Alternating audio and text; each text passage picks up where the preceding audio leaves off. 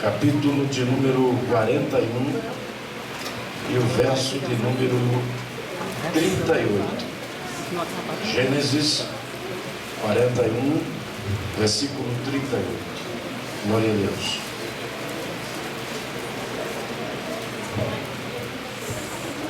Se alguém dos senhores tiver a versão da Bíblia, uma versão diferente da Bíblia, que é a atualizada ou a corrigida e fiel, eu gostaria que me desse um toque, porque eu vou usar uma versão aqui e tem uma outra versão que, para o que eu vou falar, ela é muito importante. Aquele irmão tem a versão na linguagem de hoje, eu vou ler também na versão dele.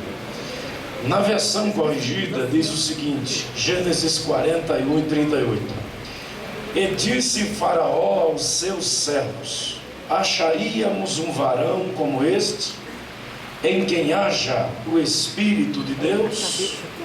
Então o tema que os irmãos estão procurando é, que os irmãos oraram e separaram, é o jovem que Deus procura. Vamos repetir esse tema, vamos lá, no 3 toda a igreja. 1, 2, 3. O jovem que Deus procura. Agora empreste sua Bíblia aqui, irmão. Veja o que a Bíblia diz na versão da linguagem de hoje. Diz assim: e o rei disse: não poderíamos encontrar ninguém melhor do que José para governar o país, porque sobre ele está o Espírito de Deus. É interessante, né? Mas tem uma outra versão aí atualizada. Alguém tem a versão atualizada? Tem uma outra versão que ela diz assim: não encontraríamos em lugar algum um jovem como José. Então Deus está procurando jovens. Deus abençoe. Muito obrigado. Tome o seu assento. Já já nós vamos trabalhar esse tema. Eu quero agradecer a Deus pelo privilégio de estar com os irmãos esta noite, participando desta bonita festa. Eu tive o convite, mesmo que de última hora, mas para mim foi uma grande bênção, pois eu já há algum tempo estava desejoso de estar com os irmãos. Alguns anos atrás eu preguei aqui numa congregação, foi no ginásio, e o demônio não gostou, e atiraram pedra no ginásio, quebraram telha, arranharam o carro dos crentes, mas não tinha problema. Enquanto o diabo estava bagunçando fora, a gente estava sendo cheio da glória de Deus dentro dele. E eu quero agradecer a Deus pela vida do pastor presidente, pastor Tenório, pela vida do meu amigo pastor Fábio, e também pela vida do pastor Gerson, que é o dirigente desta congregação. Deus abençoe. É sempre muito bom rever os irmãos. Também agradecer a Deus pela vida da cantora, que está vindo de uma labuta da Bahia. Eu também estou vindo do Rio de Janeiro. Estava pregando em Nova Friburgo e foi uma bênção. Agradecer a Deus também pela vida dos obreiros que aqui estão no altar. Eu não conheço cada um dos senhores pelo nome, mas agradeço a Deus por estar com os irmãos e conhecê-los pessoalmente. Sei que tem alguns pastores, inclusive até presidente de igrejas fora, mas eu não tive ainda o privilégio de os conhecer. Mas a partir de hoje a gente vai se conhecer. Meus irmãos, eu estava conversando com o pastor Gerson muito rapidamente. Os irmãos sabem, a gente que vive pregando, eu tenho tido o privilégio, a oportunidade de Deus, de viajar mais de 30 países, efetivamente 33 países, pregando a palavra do Senhor há 22 anos durante a minha vida. Então tem uma história de vida fincada no meu ministério. E normalmente quando a gente viaja, a gente costuma levar e deixar uma lembrança para os irmãos. Normalmente eu faço isso no final do culto, mas o pastor me orientou: pastor, o senhor tem que fazer isto, faça na abertura, porque no final a gente nunca sabe como acaba. De repente a glória cai aqui e a gente não sabe como é que termina esse culto. Você vai perder de oferecer o seu material. Então ali na entrada do templo à direita, os irmãos têm uma mesa já montada, é a banca da misericórdia. Os irmãos devem passar lá, conhecer o material da cantora e também o meu material. Eu trouxe só uma amostrazinha para os irmãos. Se os irmãos tiverem 2 minutinhos das vossas atenções, eu devo mostrar aos irmãos. Eu trouxe alguns DVDs, são 135 mensagens gravadas ao vivo. Mas para quem gosta de pregar, para pastores, dirigentes de igrejas e jovens que são interessados pela Bíblia, eu trouxe a Biblioteca Digital para Computador. Ela é interessante, essa biblioteca, porque ela tem 965 livros digitalizados. Ela tem mais de 200 estudos sobre família, jovens, finança e etc, etc. Ela tem mais de 4.500 esboços contidos no DVD. Ela tem muito mais. Ela tem curso de oratória, curso de leitura dinâmica, ela tem várias versões da Bíblia e tem também curso de memorização, como memorizar a Bíblia, como ler a Bíblia com mais velocidade. Também ela tem música cifrada, louvores, e ela tem joguinhos bíblicos. É muito bom isso aqui, irmãos. Isso aqui, você fica bem velhinho e não dá conta de ler tudo que tem aqui. É muito bom, muito importante. E eu trouxe também aos papais, às mamães, eu trouxe alguns kits que são considerados kits infantis. São os 10 mandamentos em 3D. Eles são para crianças, mas se nós pusermos no computador ou na televisão, quem vai ficar assistindo somos nós. Os 10 mandamentos em 3D é aquele formato que não fere o globo ocular da criança que assiste. Ou seja, você pode deixar a criança assistindo o dia inteiro. São 5 em um DVD e mais 5 em outro DVD. Esses 2 DVDs eles não podem ser vendidos separados, porque eles compõem os 10 mandamentos. E também trouxe 28 histórias bíblicas para as crianças. Os nossos filhos, irmãos, eu tenho 3 filhos pequenos, já tenho um netinho, que é filho de um enteado meu. O meu netinho, eu estou educando ele para ser também um pregador. Então, no meu tempo de jovem, de criança, a gente assistia Caverna do Dragão, Dragon Ball, A Feiticeira, He-Man, tudo que é coisa que o diabo inventava no inferno, a gente assistia. Mas hoje os tempos se modernizaram, a igreja hoje está um pouco mais aberta, e eu trouxe aos irmãos, são 4 DVDs, Novo Testamento volume 1, volume 2, Velho Testamento volume 1, volume 2, cada um deles tem 7 histórias bíblicas para criança. É lindo, irmãos, é lindo, é de impactar. Você pode adquirir esse material. E trouxe também alguns DVDs de mensagens como essa, a mensagem que eu preguei para 15.000 pastores na Convenção Geral em Vitória, no Espírito Santo. E uma sequência de DVDs de mensagens que eu não vou falar de cada um para não tomar tempo, mas são DVDs para homens, para obreiro, para família, para jovem, para mulheres, irmãs. São mais de 20 temas que está à disposição dos irmãos. E eu trouxe também alguns livros. Esse livro aqui, Administração e Liderança Cristã. Presta atenção aqui que é muito rápido. O meu filho tem 17 anos e passou no vestibular na Federal e não pôde assumir porque ele não tinha terminado o colegial, com a ajuda desse livro. Esse livro, a minha formação acadêmica é Administração de Empresas. Eu fui gerente de 4 grandes empresas no Brasil. Meu último emprego foi a TAM. Eu larguei a TAM para pregar o Evangelho. E então eu escrevi esse livro que virou matéria de faculdade teológica em 2 faculdades. E quem lê esse livro vai ser abençoado, porque eu ensino nele como administrar o tempo, o estresse, as dívidas, relacionamento, casamento, filhos e etc. Muito bom.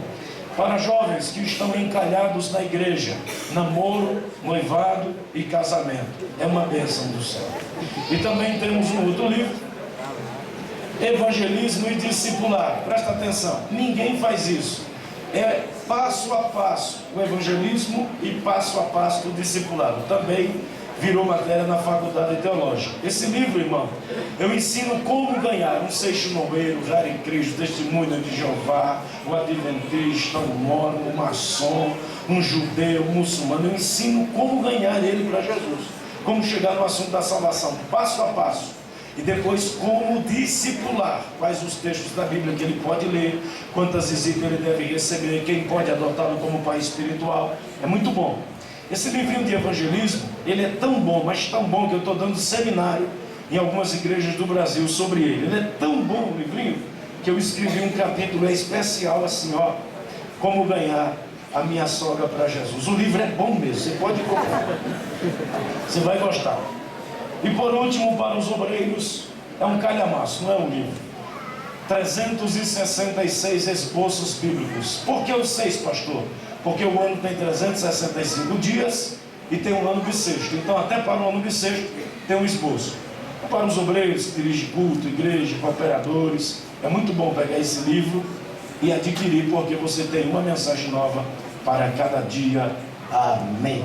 Deus abençoe os irmãos que pacientemente ouviram o anúncio. Você trouxe CD? Aonde está o seu material? Só tem um pouquinho aí? Trouxe mais? Me dê um CD dessa moça aqui. O nome dela é Carla Kelly. Eu entendi Carla Kelly, ó. Estou brincando. Carla Kelly. Os irmãos passem ali na banca e adquiram, mas só tem um? Tem o primeiro, né? Mas só tem um. Tem um bocado aqui, pode levar para lá que vai render. Os irmãos podem levar o material dela, podem comprar. Pastor, eu quero comprar todo o seu material, mas não tem dinheiro para pagar, então você não compra. Pastor, eu quero comprar fiado. Foi Satanás que inventou fiado. Pastor, eu quero comprar e quero pagar depois. Aí você compra e o pastor Gerson paga. Bem, amados, o texto que nós lemos esta noite, que é o texto tema do congresso, fala sobre a história de vida de um jovem da Bíblia. Ali é congresso de jovens e adolescentes. E a história deste moço, ela acontece, ela se inicia, ela tem o seu princípio na sua adolescência. Porque segundo a psicologia, a adolescência vai dos 13 até os 19 anos. Interessante. E dos 19 até os 30 é o período da juventude. E a gente confunde tudo. Na verdade, ele teve sonhos com 14 anos de idade. Um adolescente. Não foi entendido pelos seus irmãos. Não foi admirado pela sua família. Mesmo porque os sonhos que ele tivera foram sonhos proféticos da sua vida e que falariam do seu futuro, do seu amanhã, de uma história de vida que concretizaria a partir do próprio Deus e não efetivamente de José. E este jovem, ele é vendido, os irmãos sabem a história, ele é escravizado, ele é colocado dentro de uma masmorra, ele é tirado, ele é entregue aos ismaelitas, representando Jesus pelo valor de 30 moedas. Ele é tirado daquele lugar, é acorrentado, é rasgado as suas vestes em símbolo de Jesus, como rasgaram a túnica de Jesus, também rasgaram aquela túnica de José. José é conduzido durante alguns dias, ele chega lá dentro do Egito, é colocado na feira de escravos, que a princípio seria a prioridade para o rei e para os seus príncipes os adquirir. E no meio daquele monte de escravos, José é posto. Desce do príncipe do rei um homem chamado de Potifar. Potifar vem até a feira e começa a observar todos os escravos. E em José tinha algo que atraiu a pessoa de Potifar. Potifar então imediatamente não hesita pelo preço e adquire José por um valor, leva-o para dentro da sua casa, e chegando em sua casa lhe dá uma determinação.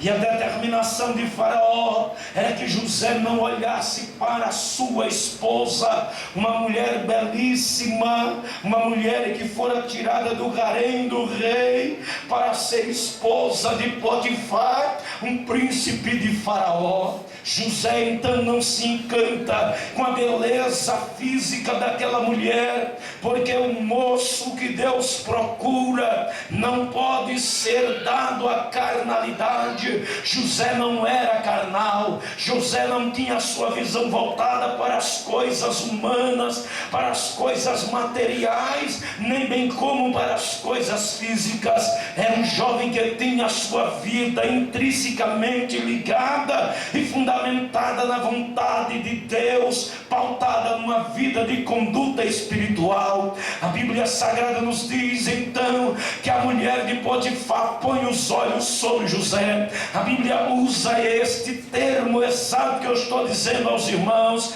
A mulher põe os olhos em José e começa a perturbar-lhes dia após dia, e a proposta dela não tinha rodeio. A proposta dela era só uma, firme, imutável na mente dela, imbuída pelo sentimento de prostituição, envolvida por demônios do inferno, porque ela queria atingir a moral de José para impedir o projeto, o plano, o sonho de Deus, o projeto que Deus idealizou com José. Ouçam por favor esta noite, a mensagem que eu vos trago é algo do coração de Deus aos irmãos. O diabo não descansa, o diabo não para, o diabo não sossega. O desejo dele é destruir a juventude, é acabar com os adolescentes da igreja, é mergulhar os jovens na prostituição, na droga, na vida fácil,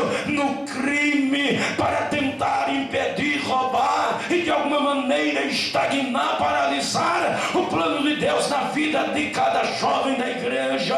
Mas esta noite eu venho aqui como profeta para dizer aos irmãos, ainda que se levante Satanás e todos os demônios do inferno para tentar parar a sua caminhada, para tentar impedir o projeto que Deus tem com a sua vida, Satanás vai ter que dar marcha ré, ele vai ter que dar uma paradinha, ele vai ter que reavaliar, porque sobre mim, sobre você está a glória de Deus, está a presença de Deus, está a graça do Senhor. A Bíblia Sagrada nos mostra, meus irmãos, que aquela mulher insistentemente vinha sobre José e dizia para José: deita-te comigo. Mas José sabia perfeitamente que deitar-se com aquela mulher seria apenas um ato passageiro, seria apenas um ato ilusório, seria apenas um ato fantasioso, porque não é mais do que isso, é ilusório, é passageiro. Quando os jovens deixando a igreja por causa de um ato de ilusão, por causa de um ato passageiro, por causa de um ato momentâneo, por causa de um ato rápido, quando os jovens dando as costas para Jesus, deixa eu lhes dizer, meus irmãos, eu estava vendo um programa de televisão onde o Jô Soares estava entrevistando um satanista, e Jô Soares estava perguntando ao satanista, o sacerdote do satanismo no Brasil, e ele perguntou àquele satanista: quais são os projetos de vocês, a igreja do satanismo no Brasil? E ele disse: o nosso projeto é o nosso sacerdote maior lá na Itália e lá na América, que é o dono da Walt Disney, que é o maior satanista da América do Norte, é o que mantém a igreja do satanismo no mundo, é o dono da Disney americana. E ele disse: o dono da Procter & Gamble, ele libera 60% da receita da Procter & Gamble para sustentar as igrejas do satanismo no mundo. E ele disse no programa do Jô Soares, a ordem que nós recebemos dos nossos dois grandes sacerdotes, um lá em Turim, na Itália, que eu fui conhecer lá, e o outro na América, é para começar com os jovens e os adolescentes da igreja, é para acabar com os jovens, é para acabar com os adolescentes, é para tocar nos jovens, é para tocar nos adolescentes, porque quando toca no jovem e no adolescente, toca na mãe, toca no pai, toca no casamento, a família afunda e o diabo faz a festa. Mas ele vai ter que dar uma paradazinha a partir da noite de hoje, porque aqui tem uma juventude preparada para ser usada pelo Senhor. E quem acredita nisso, levante a sua mão e glorifique. O jovem que Deus procura.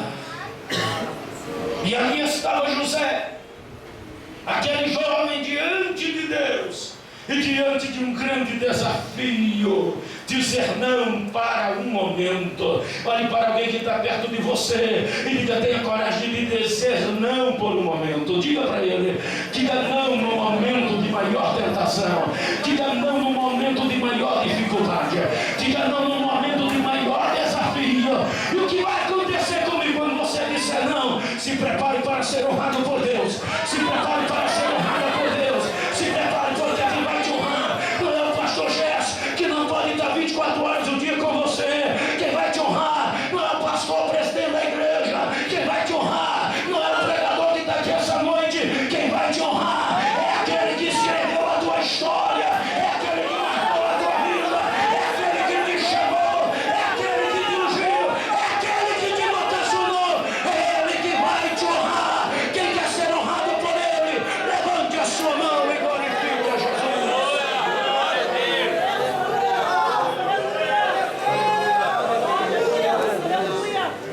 O jovem que Deus procura tem que ter coragem de dizer não. O homem que Deus procura tem que ter coragem de dizer não. Não às propostas pecaminosas. Não ao mundo. Não ao momento passageiro. José nem sequer fez a matemática da perda e do lucro. Eu posso, não posso, vou, não vou, que seria bom, não seria. Quando a mulher se atira sobre ele e diz: deita-te comigo, ele disse imediatamente: como cometeria tamanho pecado contra Deus, e cometeria tamanho mal contra o teu marido. E a Bíblia diz, e Paulo recomenda, fugir dos desejos da mocidade. Imediatamente ele fugiu, a mulher lançou-se sobre ele e tirou a sua primeira túnica. Ele não fugiu nu, tirou a sua primeira túnica, e quando ela rasga aquela túnica, ela levou a túnica de várias cores de José embora, mas não levou embora a dignidade, mas não levou embora a sinceridade, mas não levou embora a fidelidade, mas não levou embora o compromisso com Deus, não levou embora. E o diabo tem que se curvar. Levante a tua mão e glorifique.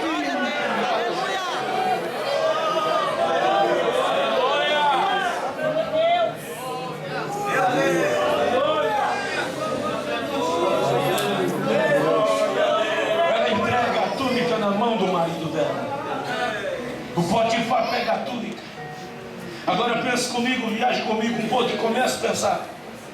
O Potifar pega a túnica e diz: eu trouxe ele para dentro de casa, eu dei espaço para ele dentro de casa, eu ofereci comida, eu ofereci confiança para ele dentro de casa, eu permiti a ele tudo dentro de casa. E ele veio forçar, estuprar minha mulher, e pegou José e nem sequer ouviu José. Foi condenado sem direito de defesa, que é uma figura de Jesus diante de Caifás e de Anás. Ele levou José para a masmorra e prendeu José. José ficou preso 13 anos e 2 meses. Durante 13 anos e 2 meses Deus não abandonou José. Deus estava com José. Enquanto Deus estava na cadeia, a Bíblia diz que onde José punha as mãos, Deus o prosperava, Deus o abençoava. É assim que Deus faz. Quem tem chamada de Deus, quem tem a bênção de Deus, é abençoado na prova, e é abençoado cantando, é abençoado sentado, e é abençoado de pé. Aonde você vai, a bênção vai com você. Se você está dentro da sua casa, a bênção entra na casa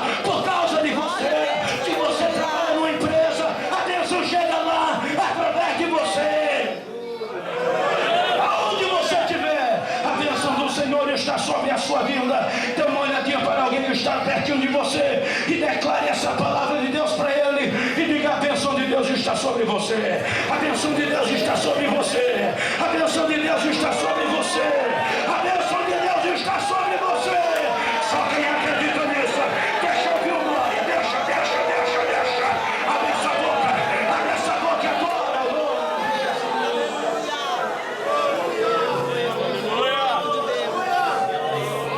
Prendeu José 13 anos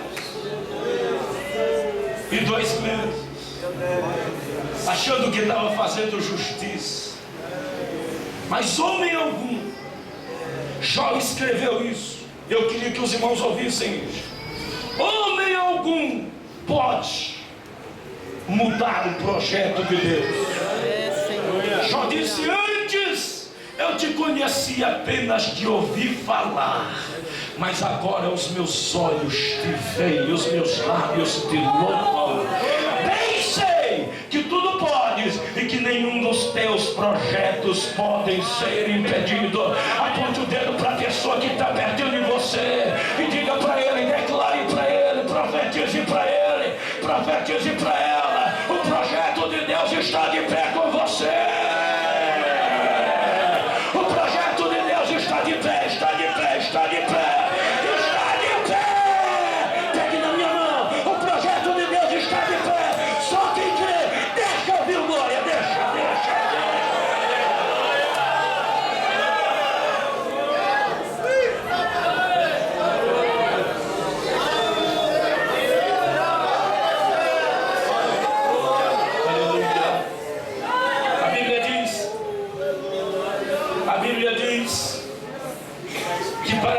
Cadeia que José estava, desceram 2 funcionários de Faraó.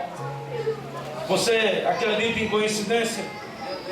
Desceram 2 funcionários de Faraó: o padeiro que fazia o pão do rei e o copeiro que apresentava o copo na mão do rei. E eles tiveram 2 sonhos, e José interpreta o sonho deles. E do jeito que José interpretou o sonho dos 2, aconteceu. José disse: daqui 3 dias um de vocês morrerá e o outro ficará vivo, e o que tiver vivo vai voltar a servir o copo na mão de Faraó.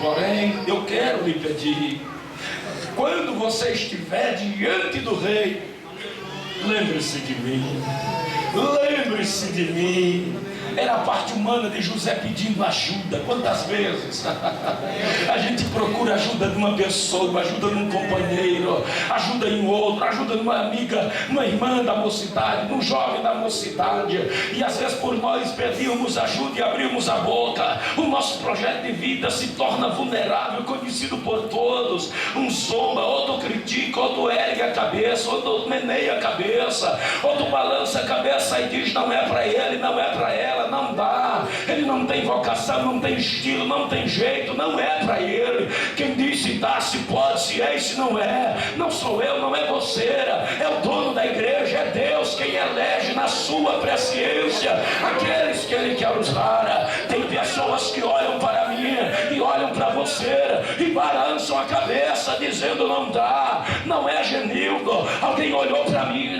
no ano de 1984, na boca de uma favela lá em Campina Grande, no estado da Paraíba. Mago parecia um palito, só tinha uma muda de roupa. Olharam para mim, filho de um pedreiro, pai de 13 irmãos, pai de 13 filhos, morreu 4, ficaram 9, e dos 9 eu sou o caçula dos homens. Foi morar uma senhora dirigindo o círculo de oração perto da minha casa e profetizou para mim e disse para mim: Deus está te separando para você ser profeta da palavra dele. Deus está te ungindo para você riscar os céus do Brasil e do mundo para levar a palavra do Senhor. Houve pessoas que ergueram a cabeça e menearam dizendo: quem sabe jamais seria Genildo. Tem tanto filho de pastora, seminarista, tem tanto filho de pastora que já está terminando o colegial ou a faculdade, porque Deus iria usar um filho de pedreiro no deserto nordestino. Mas Deus não olha para a aparência, Deus não olha para a cara, Deus não olha para a roupa, Deus não olha para o anel, Deus não olha para o diploma, Deus olha para o coração. E Deus diz: é você que eu quero, é você que eu vou usar, é de você que eu gostei. Lá estava agora o Paraíbazinho jovem, entregue nas mãos do Senhor. Os anos foram passando-se, alguém balançou a cabeça e disse: não vai acontecer. Deixa eu lhe dizer uma coisa: alguém já balançou a cabeça para você também. Se balançou para você também, balançaram para Jesus. Jesus estava no patíbulo da cruz e diz a Bíblia que os presos, os soldados romanos olharam para ele. Mateus capítulo 26, diz Mateus que eles meneavam a cabeça e diziam a Cira: salvou os outros e não pode salvar a Cira, já que é o profeta de Deus. Então por que não desce a cruz? Balançaram a cabeça para erguer em sinal de rejeição a Jesus, em sinal de rejeição a mim, em sinal de rejeição a você.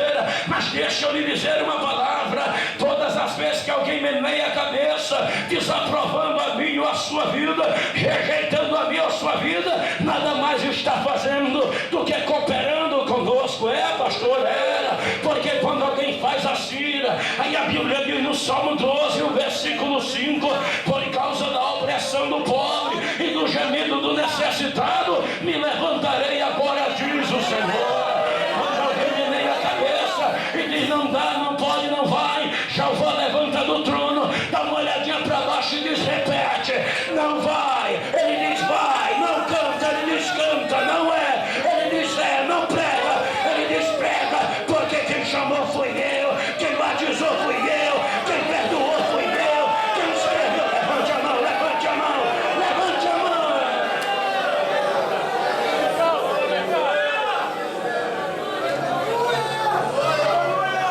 Aí estava José. Deus olha atentamente para o Egito, encontra José, o jovem que Deus procura. Em meio a tantas lutas, lá estava ele com dignidade. Em meio a tantas humilhações, lá estava ele guardado por Deus.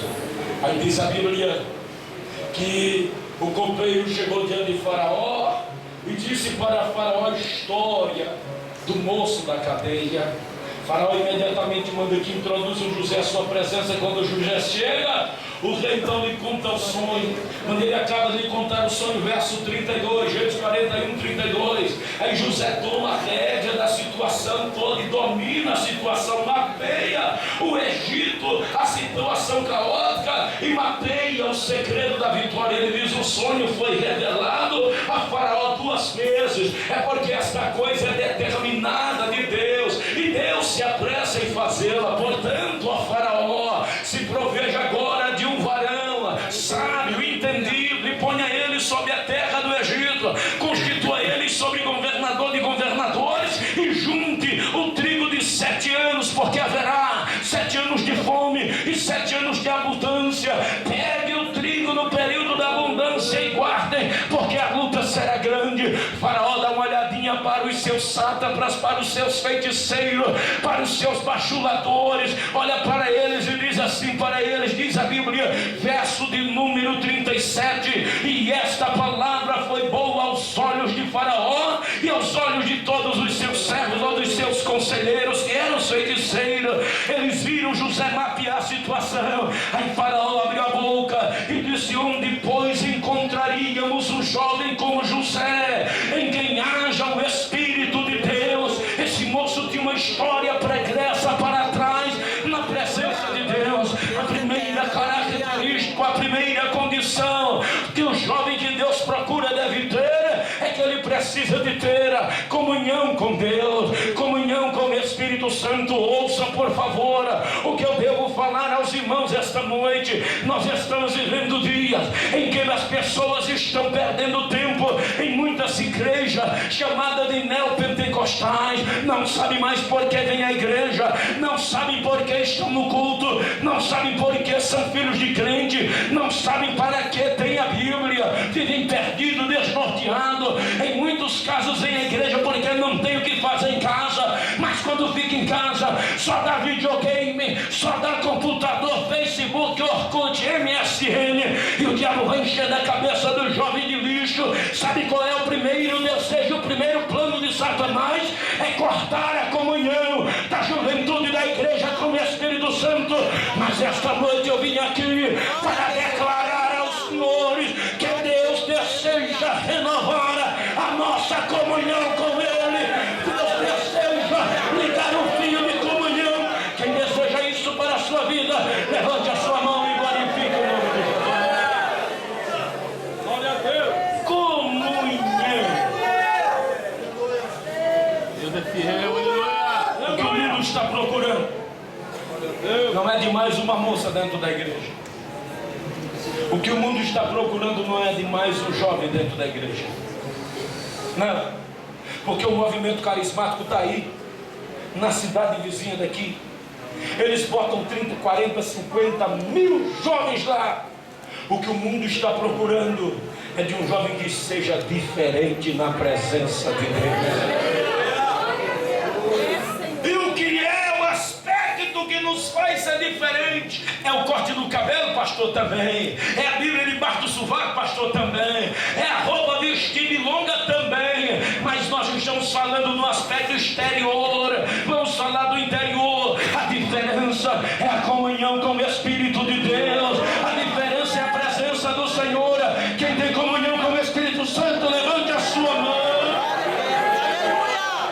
Glória a Deus, aleluia. Quantas pessoas dentro das igrejas com comunhão cortada?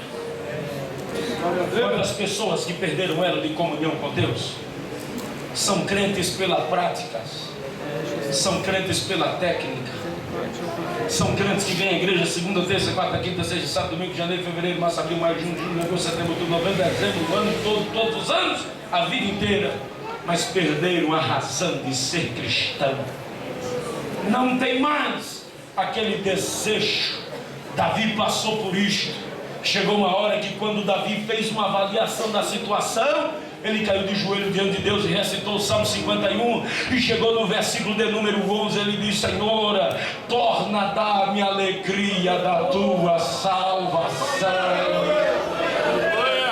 Olhe para mim, por favor, porque o que eu estou pregando aos irmãos é muito sério. Esses pregadores de bênção, de prosperidade, de mensagem positivista, esses pregadores que chegam por aqui e revela e diz: receba carro novo, casa nova, mulher novo, marido novo, sapato novo, emprego novo, 2 talões de cheque, dinheiro na conta, milagres mirabolantes. Eu fico muito duvidoso, eu não tenho muita confiança nesse tipo de pregação, mas eu confio numa pregação e eu confio no auditório que quando fala de comunhão e da presença do Espírito Santo, o povo ainda arranca o lenço de dentro da Bíblia e diz: Senhor, eu quero mais de ti, eu quero mais de ti. Levante a sua mão e glorifique a